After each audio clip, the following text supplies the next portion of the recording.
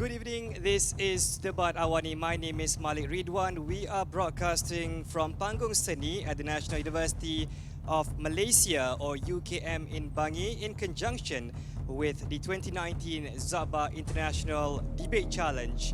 Now, this debate is organized by the Academic and Innovative Bureau and Student Executive Council of UKM's Pendeta Za'ba College. Together with Asra Awani as the media partner, having this on Debat Awani right to your TV screens at home. Now, this is a platform to challenge critical thinking and communication skills of students debating on contemporary issues towards producing high-quality graduates and new talents in the debating sphere.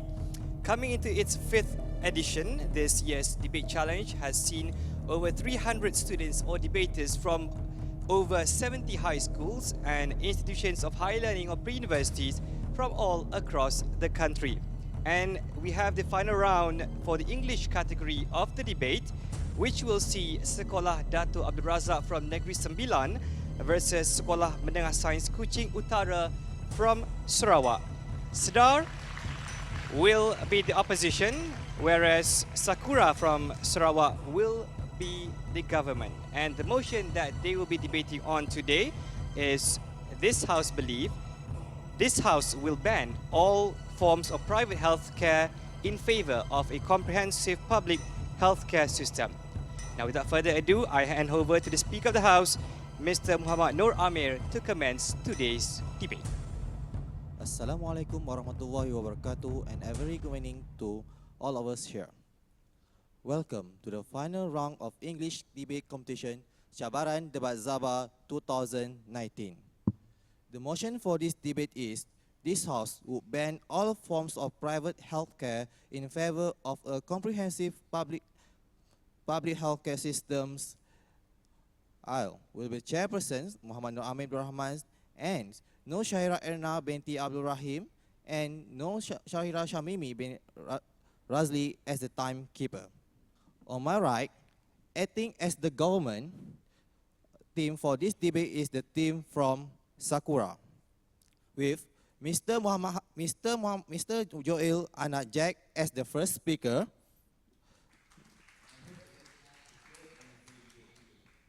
Mr. Shami Adri bin Supri as the second speaker, Mr. Alvin Anna Austin Sigi as the third speaker. We don't want any more people to actually die from this flawed system of private healthcare. That's why we're bringing the trophy back to Sarawak.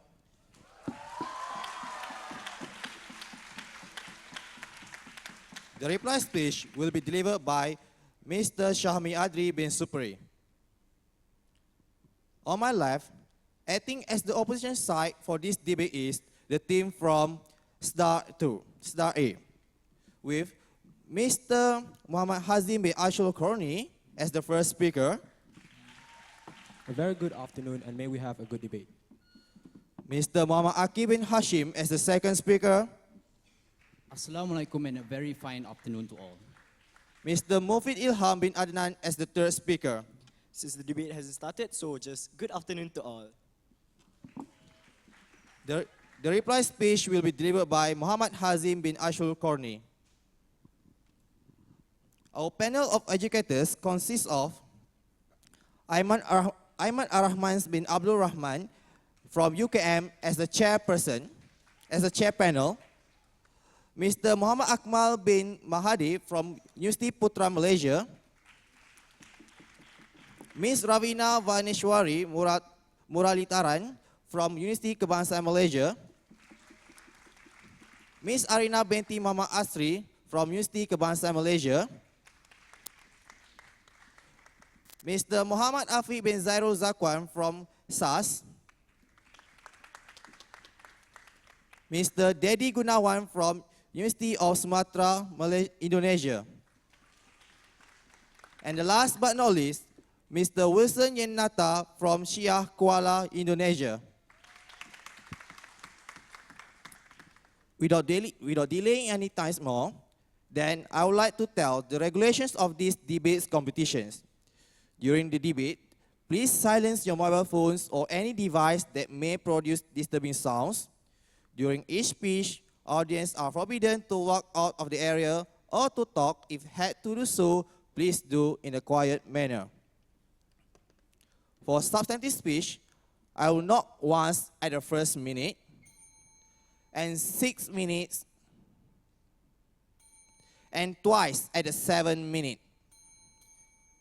If after 7 minutes and 15 seconds the speaker has not stopped speaking, I will knock twice, and any further continuance of the speech will be penalized.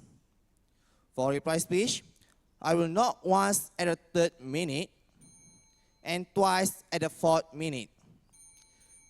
If after 4 minutes and 50 seconds the reply speaker has not stopped speaking, I will knock twice, and any further continuance of the reply speech will be penalized. I will announce each speaker duration of speech after the speaker has finished the speech. Okay. Now we come to our debate today. To open the case from government team, I call upon the first speaker from the government side, Mr. Joel Anak Jack, to open the case for today's debate.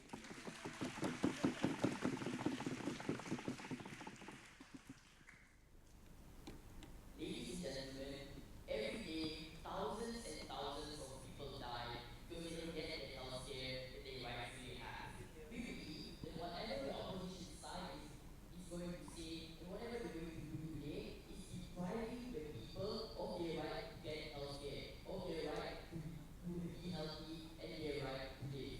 Before I move on further, a very good game I did to the respectful Mr. Chair, the meritorious panel adjudicator, accurate timekeeper, win your bonus, loyalty base, and not to forget members of the majestic floor. So, we on the government side, let me tell you what we're going to do for today. So first, I as the Prime Minister is going to give my characterization towards today's motion, and I will be giving my 2 arguments. Secondly, my Prime Minister will come up here and will rebut the arguments that have been given by the Leader of Opposition, and also will give his own 2 arguments. And lastly, my whip will rebut the case that have been brought up by the opposition side, and will do a few clashes that will reinforce our case and show to you how we have won today's debate. So moving on to my characterizations. So the first key phrase that we define in today's debate is all forms of private healthcare. So what do we mean by all forms? So firstly, we mean this by anything that's actually related to health and is under the private sector. So it counts as a private hospital, the private insurance company. So all of these companies will be banned. And let's see a few characteristics of this stuff in the first place. So firstly, we need to understand that this private healthcare is very, very expensive, and it's only accessible most of the times to the rich and middle class. Secondly, these things, they have no to little intervention from the government. So they have the power to decide what's the price of the medicine, what's the price of the surgery, and whatsoever. Thirdly, these things, they prioritize profit and they prioritize their image first. So we say to you that they don't really care about their patient. They don't really care about they don't really care about what's the conditions of the patients. And lastly, the doctors and nurses that graduated from university whatsoever will see this private healthcare as their main choice. No, thank you. The second key phrase that we define in today's debate is comprehensive public healthcare system. So what is this in the first place? So this is a healthcare system that's fully under the government. So the government will control this healthcare system, and we need to understand that this system is cheaper than the private healthcare system. So most of the people that will be going to this public healthcare system, will be subscribing to this, is the 3rd class people and some of the 2nd class people. So finish on my definition. So who are the stakeholders within today's debate? So first we have the government, which is going to impose this law. Secondly, we have the patients that's going to experience these changes. And thirdly, we have the doctors who works at both the private and the public healthcare system. And we also have the society which can be divided into three classes, which is first the first class people, the rich, the second class people, the one who have stable income, and the third class people which can barely serve food on their table. So what's the stance that our side has taken into this debate? So the stance that we have taken is that we need to prove how by banning all forms of private healthcare, we can bring a myriad of benefits. And what's the burden that needs to be answered on their side is how their side actually makes it, how banning healthcare isn't justifiable in the first place and will bring more harms than benefits.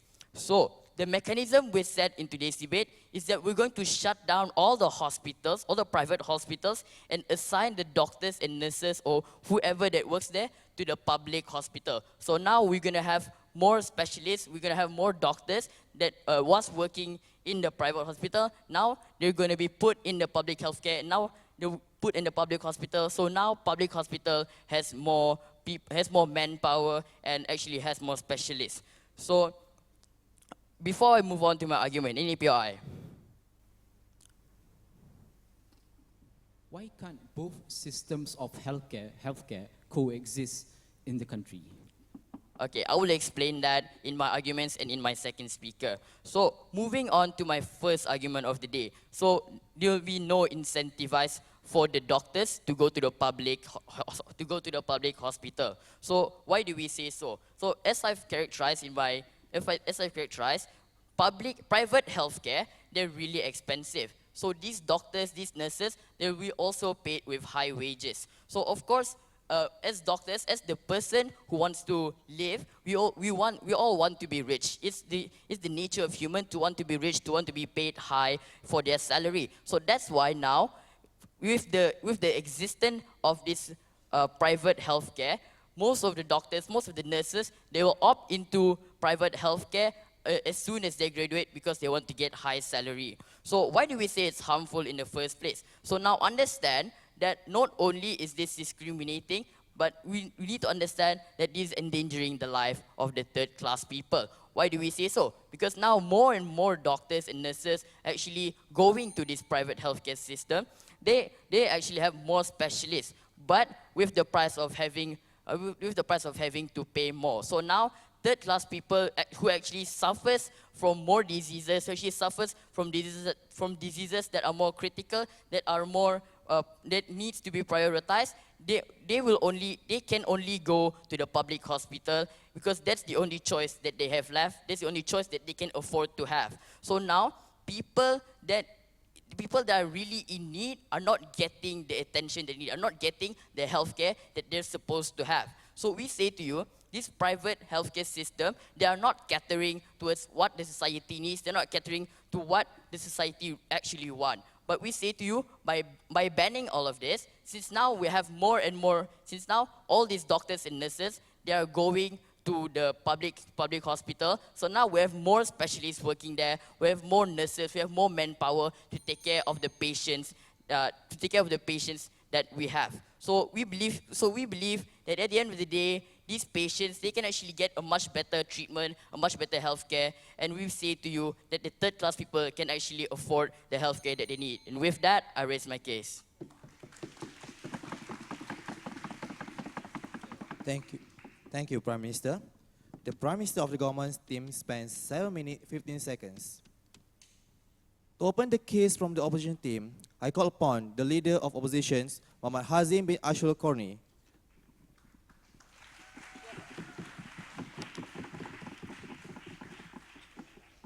On the side of government, we believe that they are being radical here.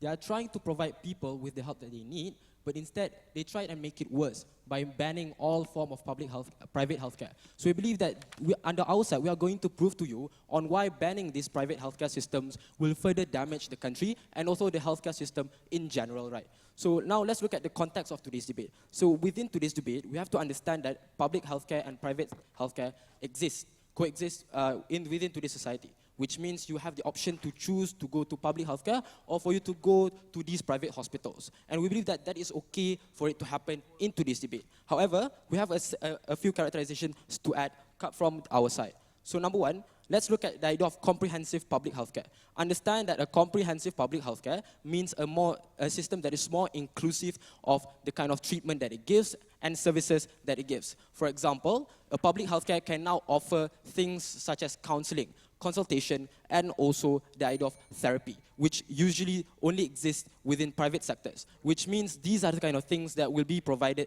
by these individuals and by the government itself. We also have to understand, sure, it might be an increase in quality for the public healthcare system, but we also need to understand that it is also more expensive. So we believe that this is the harm that comes from that side. Before that, you may sit down. So let's look at our mechanisms for today's debate. Under our world, we want to maintain the status quo. We want these private sectors to be allowed to maintain their services towards the individuals on the ground. And even if you want to have a comprehensive public healthcare system, we still believe that banning the private healthcare system will not be necessary. So our burden of proof for today's debate is that why the existence of private healthcare leads to a better healthcare system. So before that, let's look at a few rebuttals coming from our side. So number one, they talked about how they want to shut down these private hospitals.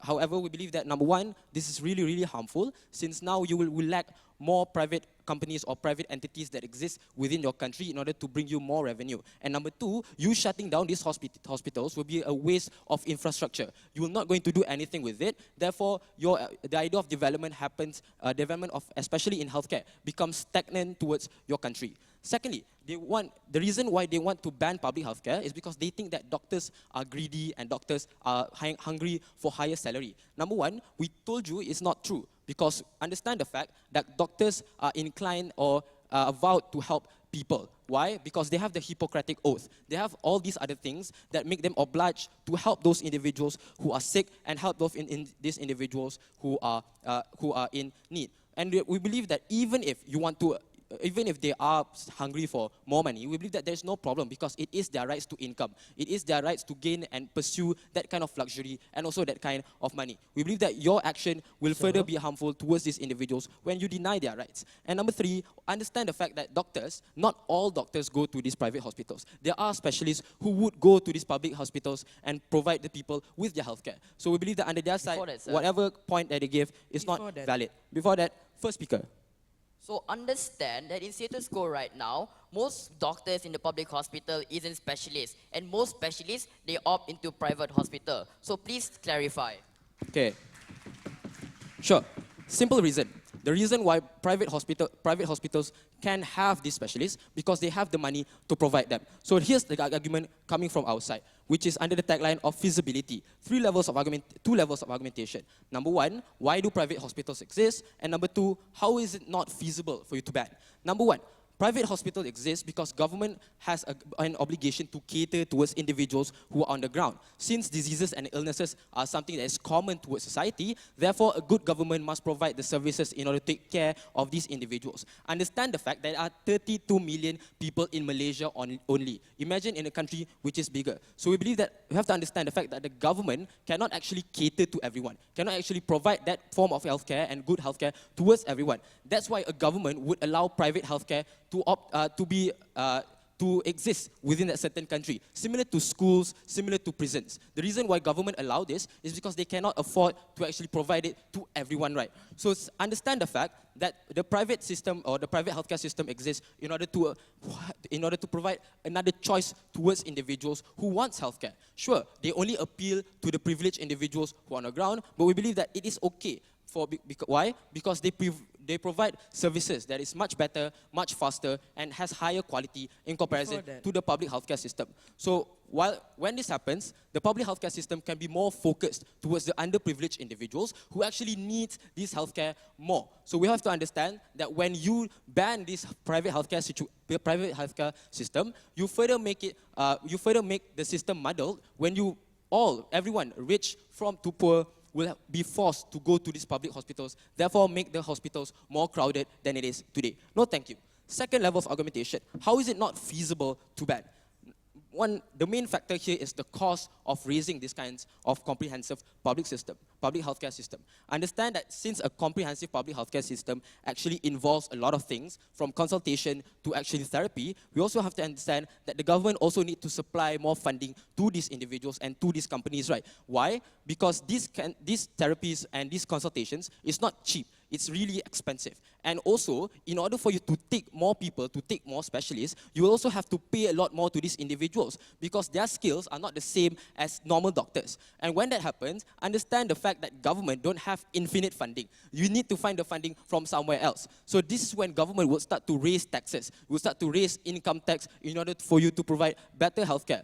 In countries, for example, Finland, the income tax there is 60%, which is really, really high, but in the end, they got free healthcare. For countries like Malaysia, we believe that it is not suitable for you to do so, since a major part of our country and a major part of our society is still underprivileged and also middle class. Secondly, let's look on the idea of freedom of choice, right? Understand the fact that freedom of choice exists in order to allow people to opt into things that they want more. So the reason why this is important within today's debate is that you allow privileged individuals to opt in to healthcare, which is faster and also have a better service. And why is it beneficial towards people who are on the ground? Because now not everyone will be forced to go to public hospitals. Understand that in public hospitals, it is already crowded and some people even die not getting the treatment that they need. In order for you to get an MRI scan in a public hospital, you will need to wait for a year. So having a private hospital existing, you allow privileged people to go to these private hospitals and focus more on your services to help the people who are underprivileged. Sure, under our side, these people might not get the treatment faster enough, but under your world, it will be much worse because number one, government cannot maintain, and number two, you further push people and force people to be muddled within the public healthcare system. Thank you. Thank you, Leader Oppositions. To continue our debate today, I call upon the Deputy Prime Minister, Mr. Syami Adri bin Supari, to deliver his speech. The problem with side opposition is they're living and sleeping believing that poor people are able to gain the help that they need, and they're assuming that the moment now both two healthcare coexist, that is a point of time where the healthcare in their world will be completely way more better compared to our world. But we can clearly see the status quo and it's failing. So let's bring them to the light for the first time. But before I continue on, Assalamualaikum warahmatullahi wabarakatuh, and a splendid day I bid to the distinguished panel of adjudicators, precise timekeeper, my formidable adversaries from side opposition, my loyal team members on side of government, and not to forget members of this majestic parliament. Within my speech for today, I'm going to do two simple components. Firstly, I'm going to rebut whatever the first speaker from side opposition said. And number two, I'm going to give you my argumentation on how making healthcare a business is immoral to begin with. So let's move on to my rebuttals. What did he say? He told us that there is no, in public healthcare, there are certain treatments that you aren't able to get due to the fact that private healthcare has it. The thing is, the moment you close down all these private hospitals, private healthcare, that is a point of time where these doctors or these specialists that used to come from these private healthcare, then they will go to public healthcare. At that point of time, that is when then these public healthcare have the ability to do this treatment that they never could do. The doctors that came from the private healthcare are now able to come to these places, to come to public healthcare and give the help that is needed. What else? He told us that now, most of the time, he answered Joel's POI by saying,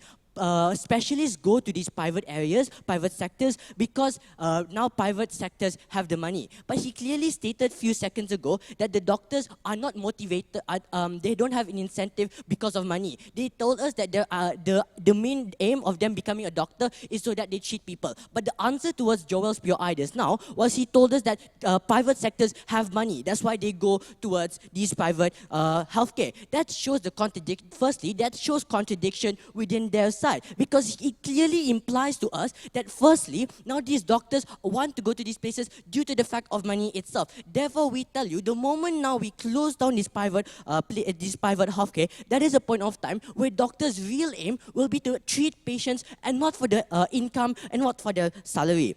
So what else did they tell us? They told us that the government have the obligation to take care of other people. They have the obligation to ensure the health of individuals. The problem is under their side now. The moment private healthcare exists, that is a point of time where they aren't able to cater towards the poor people. Why do we say so? If these private healthcare are giving the best form of treatment towards these rich and middle people, we say it's completely immoral to just neglect these poor people just like that due to the fact that they don't have money. We tell you it's really unfair towards these individuals because they never chose that, and I'm pretty sure if they were rich, they would also want the same treatment in this private healthcare. We tell you don't segregate them just because of money. Let's allow them to feel the health that they want and they need.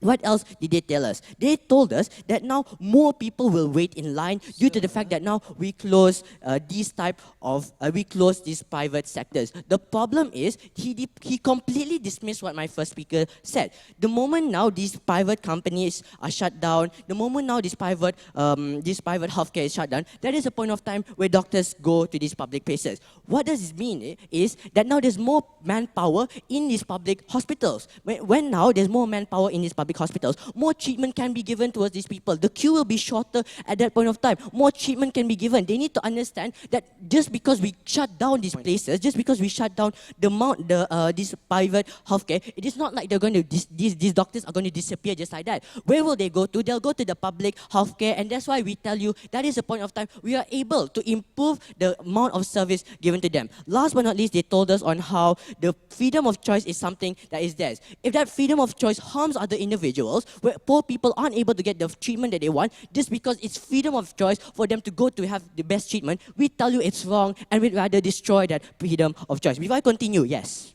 The moment you shut down and take away the private sector's workers is the moment where you need to provide more funding in order to pay these individuals' salary. Sure, they might not be hungry for salary, but they cannot give service for free either. So how are you going to compensate that?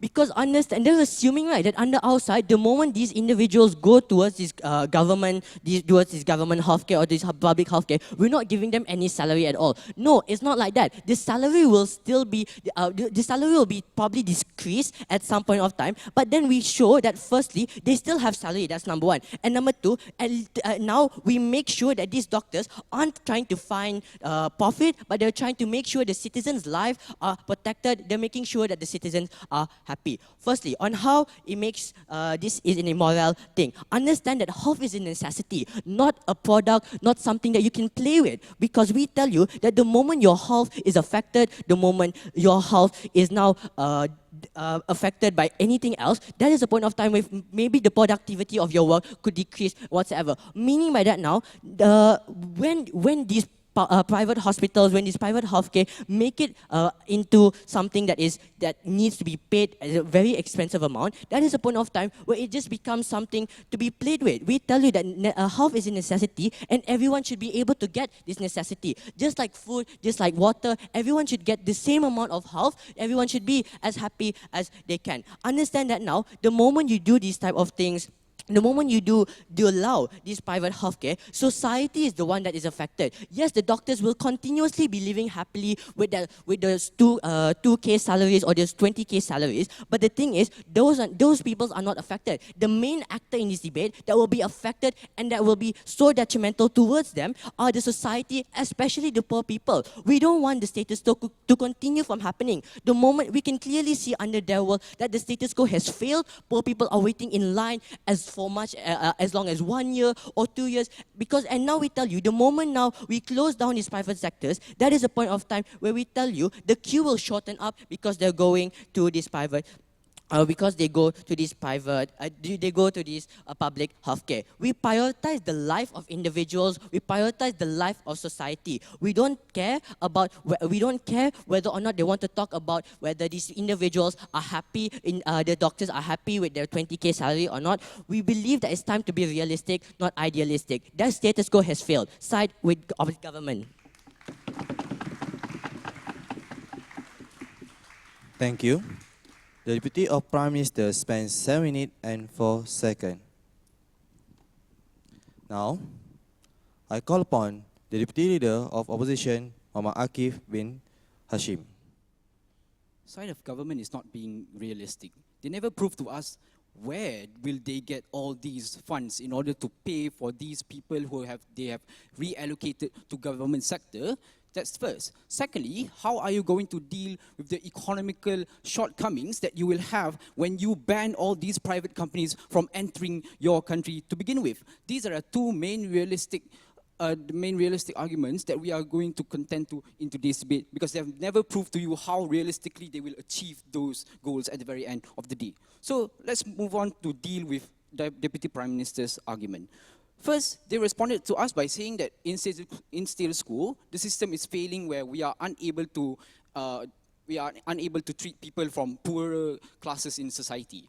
Well, number one, we think that is simply not true, because the public healthcare system is still working, but because under your side, you actually make it worse. Because when you ban all these private companies from being in the medical industry, therefore people from richer parts of the society will now not be able to opt into those options. So the only option that they have is to opt into the public healthcare system, which adds the burden to the government and also to the people from poorer parts of the society, because now the treatment is going to be divided into various classes into the society. No, thank you. So therefore, it worsens under their side of the house. And secondly, they pointed out a contradiction. Well, they do not understand the principle of Hippocratic Oath to begin with. Hippocratic Oath happens during the situation in which that doctor is able to save that patient. It does not happen at the moment when you become and graduate as a doctor. It applies to the situation in which you are dealing with that patient right now. So therefore, it is important for that doctor to treat that patient at the very end of the day. Payment is important in order to compensate those doctors. Then why don't we just don't pay doctors, because they already have Hippocratic Oath to begin with? So therefore, we can cut spending then. That's what they have to answer in today's debate.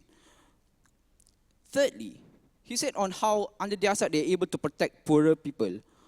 No, we believe that in status quo, there are already mechanisms to counter that, like medical subsidies given to governments, and the governments prioritize patients who are poorer and who would need these medical supplies at a severer condition. Therefore, we believe that in status quo, these poorer people have already been protected to begin with. Let's move on to deal to the rebuttals to the arguments.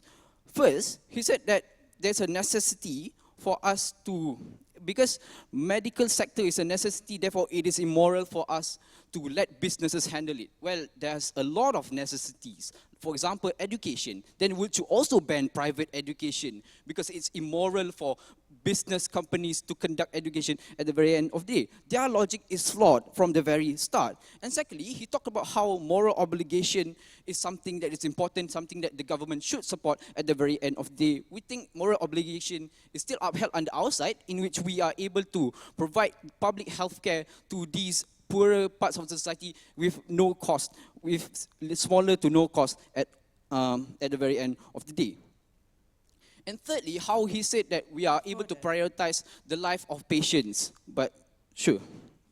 Just now, you talk about how under our side, government can robust their economy just because we are blocking all of these foreign companies that want to start a private hospital in our country, right? But then the most that government under your side can benefit is tax revenue, whereas under our side, the rich is going to go to our hospital, they are going to contribute towards the economy of our government. So please clarify.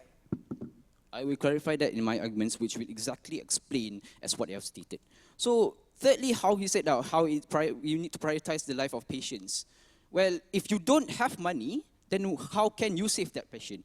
Because medical employees require money in order for you to treat these people, in order for you to support that these people are going to work in order for them to treat these patients at the very end of the day. We simply don't understand what are the effects of the under the side of government. So first argument, how banning private healthcare companies leads to the inability to have specialization, and secondly, how the revenue to the country is disrupted under the side of government. So first level, under the argument of inability to have specialization.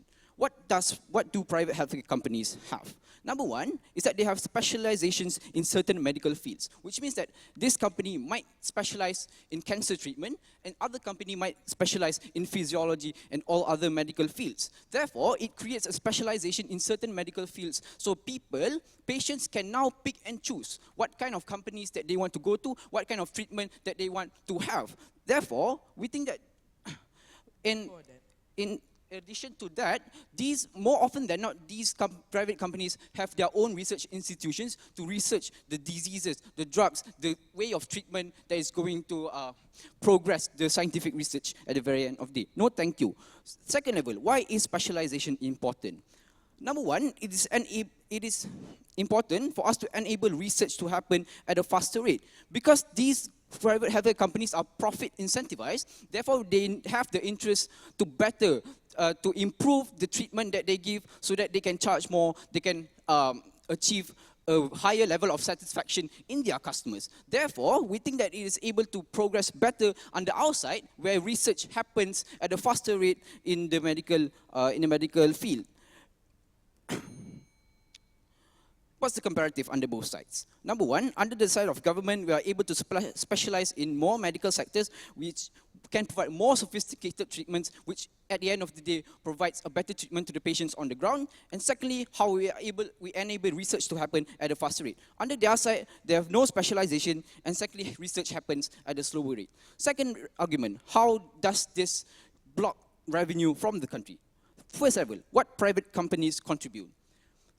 Private companies contribute in terms of like providing healthcare tourism, which means that people from other countries will now go into Malaysia in order to receive treatment from private healthcare companies in Malaysia. This generates revenue for the government in form of tax revenue and tourism. Therefore, we are able to allocate these resources into the public sectors that they want to improve under their side. Therefore, under our side, we are able to have that resources that we are able to that resources that is needed to better all the infrastructures on the ground. Under the side of government, they do not have these resources. They do not have access to these resources. Therefore, they don't have the source of income that they would need in order to maintain that comprehensive public healthcare system that they are proposing. With that, thank you. Thank you. The Deputy Leader of Opposition spends 7 minutes 21 seconds. Ladies and gentlemen, and the honorable educators, this is the third speaker of the government side. Let us invite Mr. Elvin Anna Austin Sigi. Poor and middle class people that can't afford pricey private healthcares die waiting for their treatment because the limitation of good doctors and specialists, as all of these good doctors and specialists, they went to this private hospital because by the end of the day, this private hospital are going to attract the medical professionals to work in their place instead. The rich are enjoying themselves lying on a comfortable bed in an air-conditioned room while the mediocre are struggling to buy medicine because all of the resources are ripped by the private hospital that owns thicker wallet and owning the ability to pay pills company so that they are able to gain more resources by the end of the day. We should take away this rich privilege and their private healthcare because the poor are suffering the third-party harm. We don't want any more people to actually die from this flawed system of private healthcare. Therefore, we believe that we are bringing the trophy back to Sarawak so that we are able to have more better hospital by the end of the day. So first thing first, what are the things that I am going to talk about in my speech, right? Firstly, I will rebut all of the point coming from their side. And secondly, I will be giving out clashes. And last but not least, I will be giving out comparative, talking to all of you panel of educators regarding on how our outcome are more preferable on the government side paradigm. So what have they talked about within today's debate?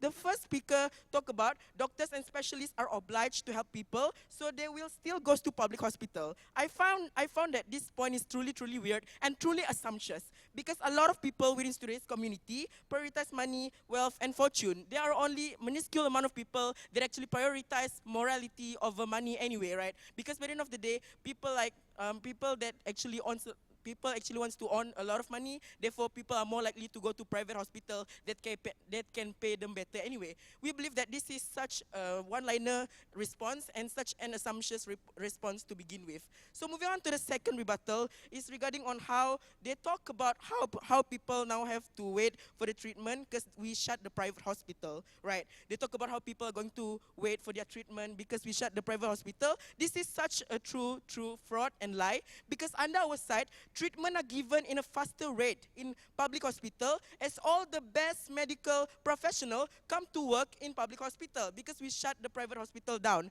And second speaker talk about how people like how under our side government aren't going to have a robust economy because by the end of the day we are actually blocking all of the foreign company that want to start a private hospital in our country, right? We believe that this is such a lie because by the end of the day, under our side, we believe that government are able to be more robust because the only thing that the government and the opposition side can benefit is tax revenue that they implement over this private hospital. Whereas under our side, we got rich people, we got Donald Trump or even Barack Obama to actually do and treat themselves in this public hospital. So tell me which one is richer now? We believe that the government side under our side paradigm are the one that is going to be richer anyway. Next, they talk about how government doesn't have any resources to pay specialists from private hospital. This is such a radical statement because by the end of the day, the rich don't really have any choice but to go to the public hospital under our side paradigm. When they look at the condition, when they look at all of the treatment that they get, it's truly bad. They're going to fund the public hospital anyway so that they are able to get better treatment by the end of the day.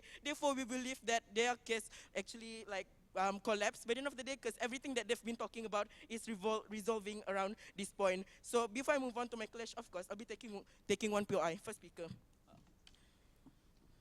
Understand the fact that when you shut down, your hospitals wouldn't suddenly have like more MRI scans and rich people wouldn't suddenly like be generous and give money to you. So understand, how are you going to apply for these subsidies to these people? How are you going to afford more MRI scanners? How are you going to afford to pay for these specialists who have higher skill and also needs more compensation rather than your normal doctor?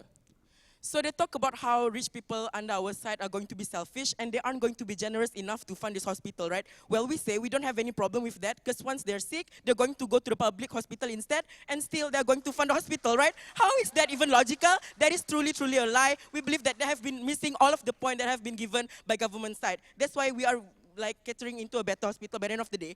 Next is moving on to my clash, namely better consumerism, right?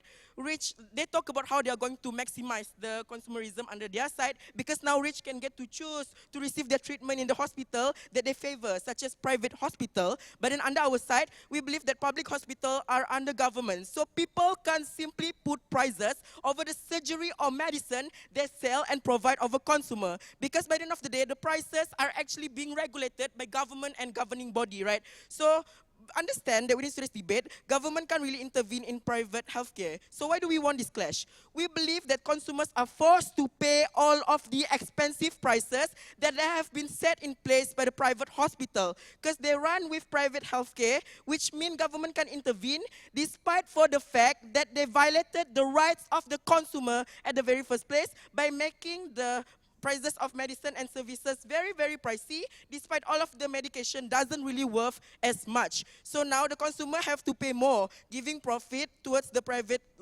hospital just now. Now, by the end of the day, this profit is unjustly acquired by the private hospital. We regret that under government side. Moving on to the second clash regarding on how we are going to produce better healthcare, right? We believe that both sides wants to produce better healthcare. So second clash is regarding on better healthcare. Their case, they are going to have private healthcare. The patient could get the best facility, treatment, and the best specialist in town. Our case, we shut down all the private healthcare so that all of the good specialists and doctors don't have any choice but to work with the government in public sector and as well as public hospitals. So why do we want this clash, right? Because we believe that the poor and the middle class will suffer and die because they are the victims of this capitalist system as they can't afford this pricey and super expensive private healthcare. Public healthcare, like by the end of the day, public healthcare can afford to pay wage towards doctor and specialists as high as private healthcare, right? So by the end of the day, now all of the great doctor and specialists will go to private hospital instead. that can pay them higher salary. Now, all of the public hospital will only have very little amount of specialists and doctor. So by the end of the day, the poor and middle class that came to this hospital, including the victim of car accident or even people diagnosed with stage 4 cancer, they are going to die waiting for their treatment because they don't even have the amount of specialists and doctor that is required in this public hospital at the very first place. So comparing between two sides, everyone can enjoy good hospital. So everyone can enjoy good hospital facility under our side, while under their side, only rich can get better privilege, right? So I'm a Sakura student and a neurologist to be, but one thing that I can guarantee is I want to apply for jobs in a private hospital. With that, I raise my case. Thank you, the speaker. The third speaker of the government spends 7 minutes 21 seconds. Now, I call upon the third speaker of the opposition side, Mufid Ilham bin Adnan. The floor is yours. On the side of government, they were very contingent on a very few things. Number one, they were contingent on the idea that the government is all rich, right? If you were to play a game, you would choose the sandbox option, then you could only propose the government's policy. Understand that on the side of government, we have already give you a full analysis in regards of why it is not feasible under their side to actually propose these kinds of policy in the end of the day. The only fact or the only idea of revenue coming from their side is the idea of rich people going to invest in this public healthcare in the end of the day, right? We tell you that rich people, they still can have the choice of not actually opting into public healthcare in the end of the day. Why? Because they can still opt into tourism healthcare. They can still go to other states. For example, they could still go to Denmark to get healthcare. For example, right? We still see no direct realization coming from the side of government, and they just thought that every single rich people is suddenly a saint and would suddenly give money to the public hospital in the end of the day. Secondly, they also told you how when we suddenly, they also gave you the analogy. No, thank you. They also gave you the idea that specialists are hungry for money, right? We tell you, number one, no, they want that form of high wage because they want compensation for their skills. Second, even if they are hungry for money, right? Even if they are hungry for money, right, they will still not work in this form of public healthcare because they are so hungry for money, they would rather go work outstation. They will go work in another country rather than working in public healthcare, then get paid wage less than what they deserve in the end of the day, right? On the other side, this form of wages, idea of wages, or the idea of people, the idea of this government getting this money is very false because the idea is very contingent on these rich people being saints in the end of the day. We tell you that the feasibility argument has not directly been contended under the other side. Sure. Firstly, we are debating in a world which we set the parameter universal. So you aren't going to have private hospital even in Sweden or even in Canada. That is first. And secondly, even if this doctor actually wants to go out there, right, to actually gain all of the better salary and all, we believe that we can still achieve that in public hospital because now the other rich people that want to actually get their treatment in public hospital are still going to invest anyway. Okay, so understand that that parameter, that clarification only came in the form of POI. Why did not the Prime Minister say that form of parameter? We see no direct clarification coming from their side, right? This form of parameter that they said is clearly late. Understand that now the parameter that they want to clearly backtrack, right, is very false in the end of the day. Secondly, they want to tell you that these people are rich or are hungry for money. Then suddenly, if you were to close down all private hospitals, then suddenly everyone will become a saint. Everyone I want minimum wage now because the private hospital that I just worked for is suddenly closed. Then now they want to work for public hospitals, right? We tell you that even if you don't want minimum wage, they would still want compensation for their skills. And we question them multiple times. The idea of wage, where would you get that money from? They have never clearly stated. They only stated. The only response coming from their side is just head shaking and then saying and then dismissing that form of POI in the end of the day. No, thank you. And two issues.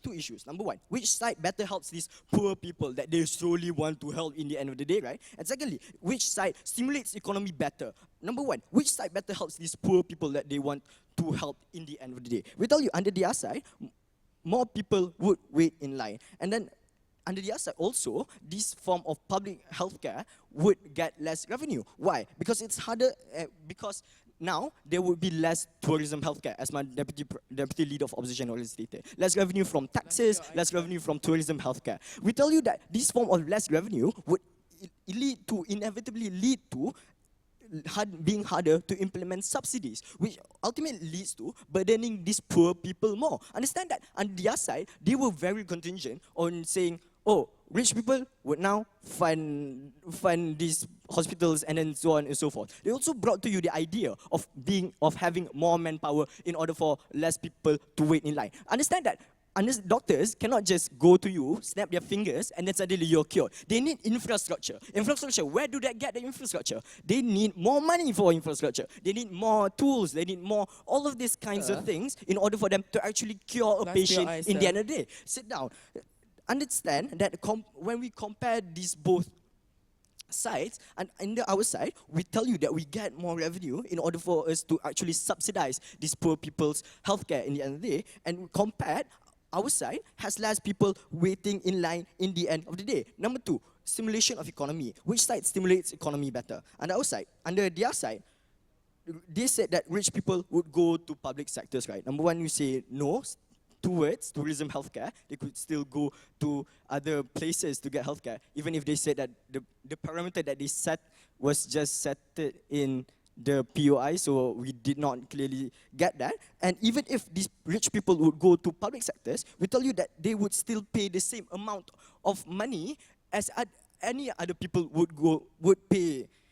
Understand that these rich people would still pay the same amount, and if these rich people are charged more than the amount of other people getting, it's just the same as our case. Our case, rich people are charged more because they are rich, right? And then those form of money is trickle-down economics, then it helps the others in the end of the day. We tell you that on our side, it stimulates the economy more.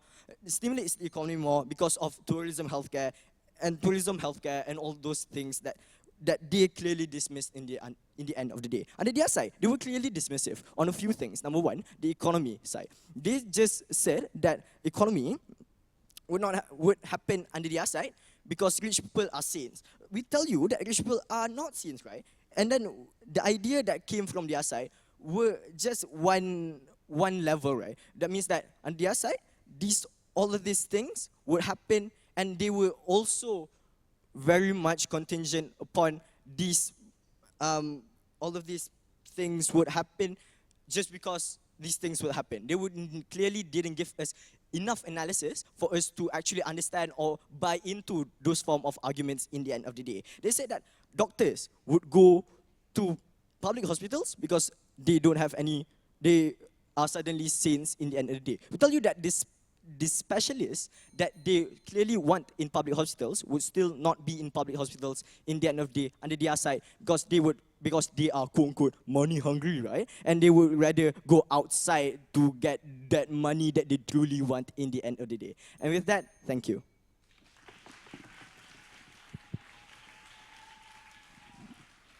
Thank you.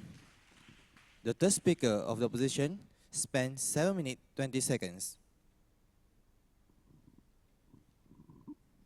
To end our debate today, here is the reply speech from the opposition side. Let's welcome Muhammad Hazim bin Ashul Korni. The floor is yours. Side government is living in a world where rainbows and dragons exist. However, we have to understand the fact that money makes the world go around. Without money, everything that they've stated cannot happen. They claim that our side was being idealistic, but in reality, their side was being really, really idealistic by not taking into account all the things that might occur when you try to force individuals, especially these doctors, into your public sector. Understand the fact that this is a policy debate, so without the mechanisms and also the technical flow of everything, your policy cannot work, therefore your side cannot win.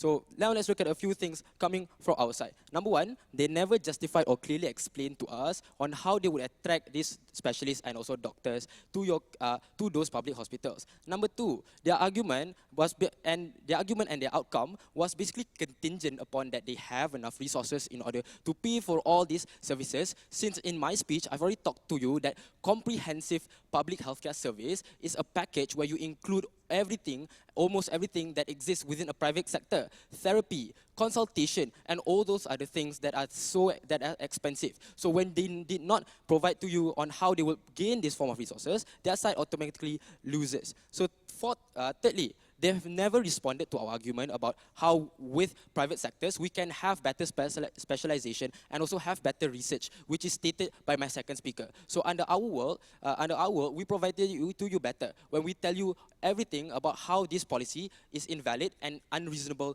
to begin with. So now let's look at a few issues that exist within today's debate. So number one, which side can better help the individuals who are poor with healthcare? Under their world, they talk to you on how when you shut down all these private hospitals and therefore concentrate everything about healthcare towards the public hospitals, therefore everyone can have these healthcare services. Everyone can enjoy the service of specialists. Number one, we claim that we asked them repeatedly for clarification on how they are going to gain money. Are they going to increase taxes?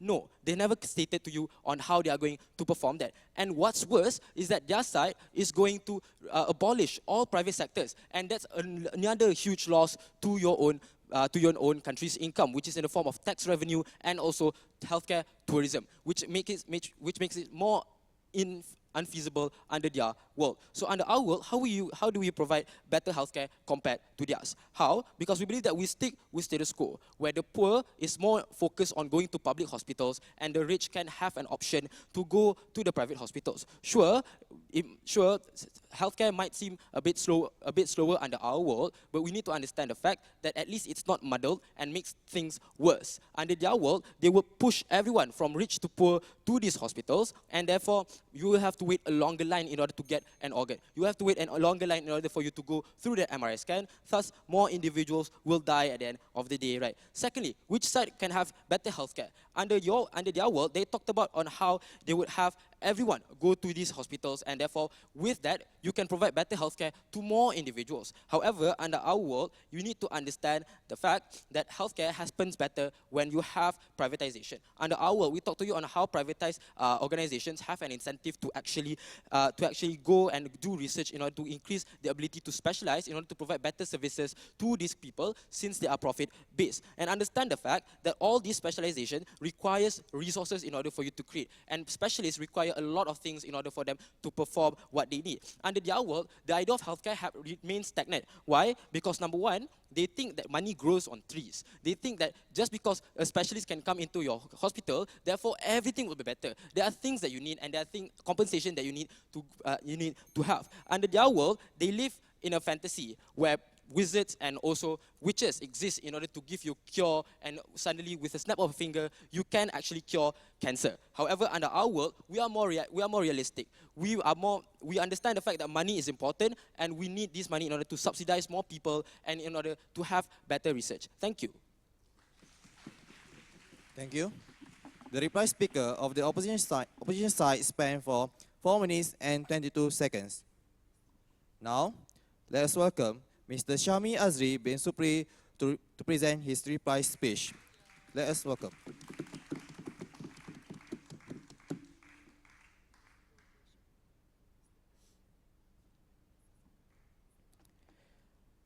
Let's take what the third speaker say, and I want you to close your eyes and imagine this scenario. He told us that people who are sick will still go to overseas so that they can get their treatment.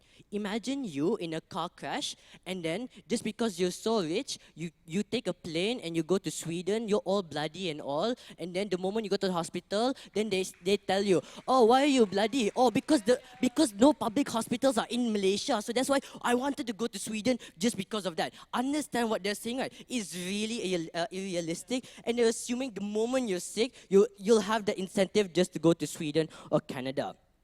So what I'm going to do in my speech for today, I'm going to tell you firstly what we told you and the flaws coming out from their side. And number two, I'm going to tell you the main questions that need to be answered within the debate and who answered it. So firstly, they told, we made it look, they made it look as if making health something that is okay to be made a business. They make it look as if playing with the lives and the money of individuals are something that are okay with.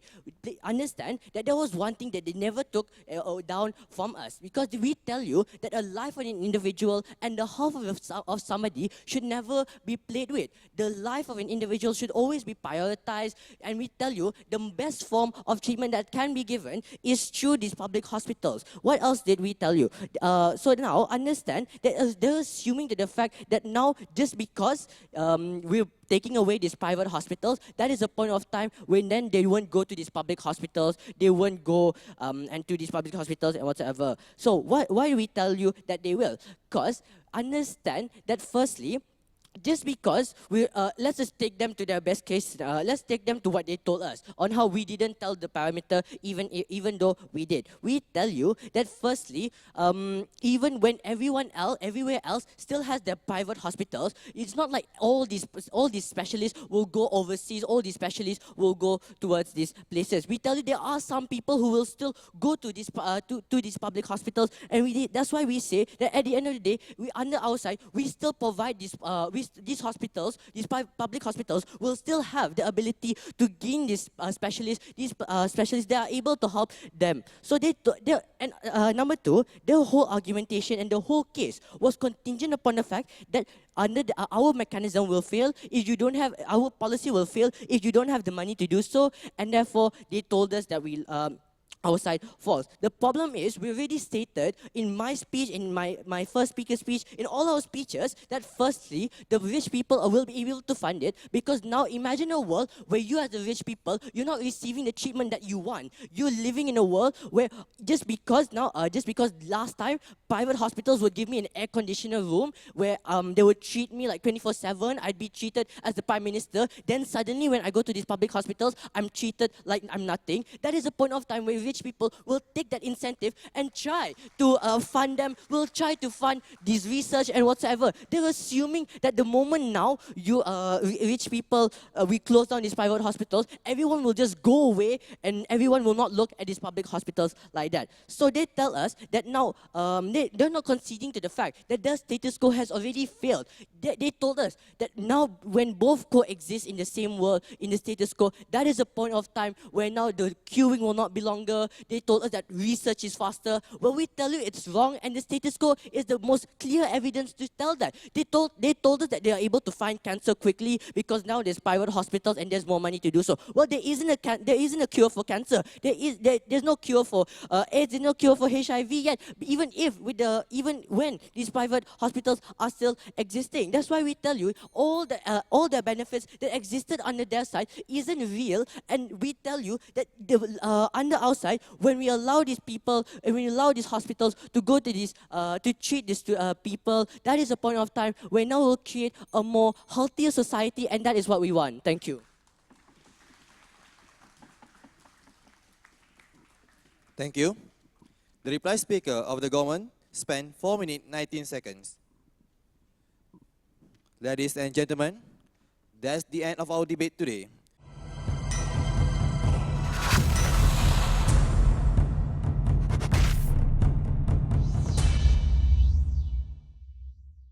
Okey, baiklah. Untuk kategori yang seterusnya, bagi pendebat terbaik pertandingan akhir, kategori Bahasa Inggeris, akan membawa pulang sijil, piala iringan dan 2 set minyak wangi tajaan di Kalista Perfume. Dipersilakan Saudara Muhammad Hazim dari Sekolah Dato Abdul Razak.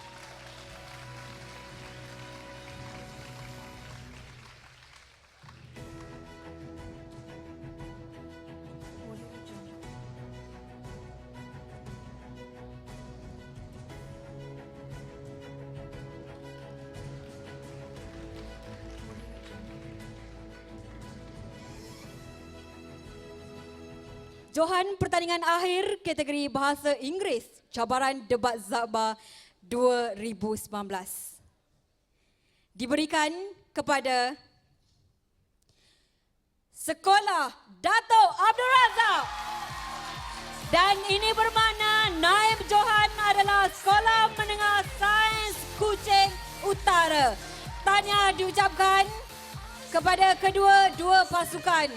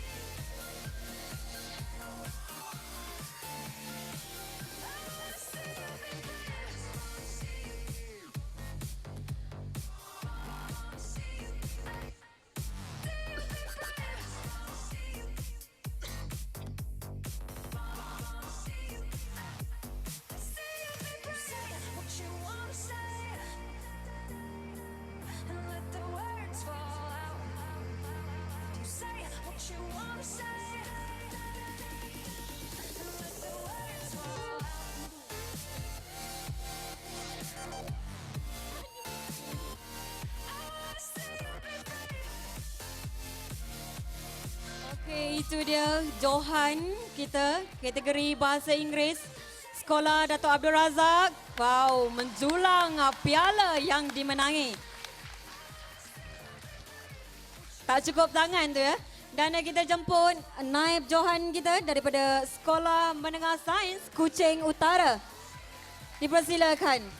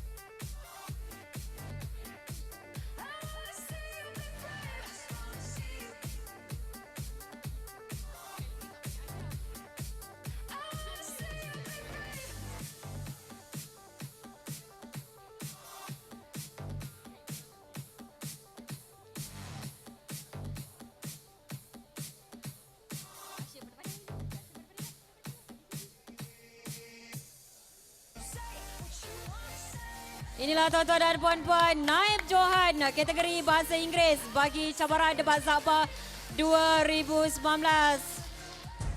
And there you have it, ladies and gentlemen, the Za'ba International Debate Challenge 2019 won by Sekolah Dato Abdul Razak, Sedar Negeri Sembilan. Congratulations to them, represented by Muhammad Hazim, Muhammad Akif Hashim and Mufid Ilham Adnan. Also, Muhammad Hazim won Best Speaker for this year's Za'ba International Challenge, Debate Challenge 2019. Congratulations to the team once again. My name is Malik Ridwan. You're watching Debat Awani. We'll see you again soon. Follow us on astroawani.com. Have a good day and goodbye.